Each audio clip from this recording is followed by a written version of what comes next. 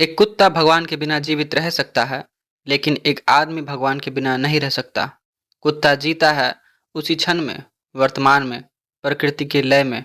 उसके लिए कोई ईश्वर नहीं, ना ही कोई धर्म ग्रंथ है, ना पाप है और ना पुण्य है, ना मोक्ष की चिंता उसे। मनुष्य जीता है अतीत की याद में, भविष्य की चिंता में। वह सवाल पूछता है, मैं कौन हूँ? मृत्यु के बाद क्या होगा? ये सब कुछ क्यों हो रहा है? यहीं से वह ईश्वर की कल्पना करता है। कुत्ते को ईश्वर की कोई जरूरत नहीं पड़ती, क्योंकि वह जीवन को जैसा है वैसा ही जी लेता है। पर आदमी क्यों रचता है ईश्वर को? क्योंकि आदमी के पास जटिल दिमाग होता है, चेतना। वह जानता है कि वह मरेगा। यह ज्ञान उसे बेचैन करता है। वह अनिश्चितता से डरता है। वह चाहता है कोई सत्ता हो जो उसे अर्थ दे, कोई शक्ति हो जो उसे मृत्यु से बचाए, कोई व्यवस्था हो जो सही गलत तय करे। इसलिए आदमी ईश्वर की कथा को गढ़ता है। पर कुत्ते की दुनिया में ईश्वर की कोई जगह नहीं। भूख लगी, खा लिया। खेलना है, खेल लिया। थक गया, सो गया। ना कोई पाप बोध, ना कोई आत्मग्लानि, ना कोई जीवन का दार्शनिक अर्थ।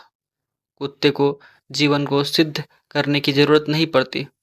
वह बस उसे वैसा जीता है जैसा वो होता है। और आदमी को चाहिए मृत्यु का उत्तर, पीड़ा का अर्थ, अन्याय के विरुद्ध दिलासा, अनंतता का सपना। ईश्वर वह कथा है जिससे आदमी अपने डर को शब्द देता है। ईश्वर वह कल्पना है जो आदमी को अपने अकेलेपन से बचाती है। तो क्या ईश्वर के बिना आदमी जी नहीं सकता? हाँ, जी सकता है, पर इसके लिए उसे अपने डर, अपने भ्रम, अपने अस्तित्व की नश्वरता को स्वीकारना होगा। वह ईश्वर की जगह तर्क पर टिक सकता है। वह नैतिकता को करुणा से खड़ा कर सकता है। वह अर्थ को खुद ही रच सकता है।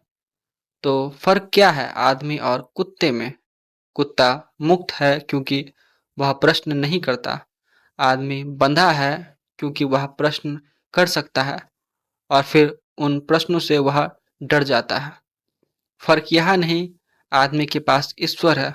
फर्क यह है कि आदमी अर्थ गढ़ने को मजबूर है और कुत्ता को अर्थ की कोई जरूरत ही नहीं, वो आजाद है। तो क्या आदमी ईश्वर से परे भी जा सकता है? हाँ, आदमी अगर अपनी जिज्ञासा को तर्क और करुणा से जोड़ दे तो उसे कोई ईश्वर की जरूरत नहीं। ईश्वर आदमी की कमजोरी की उपज है, और वही आदमी की सबसे बड़ी ताकत भी हो सकता है अगर वह अपने भय से परे देखना सीख ले।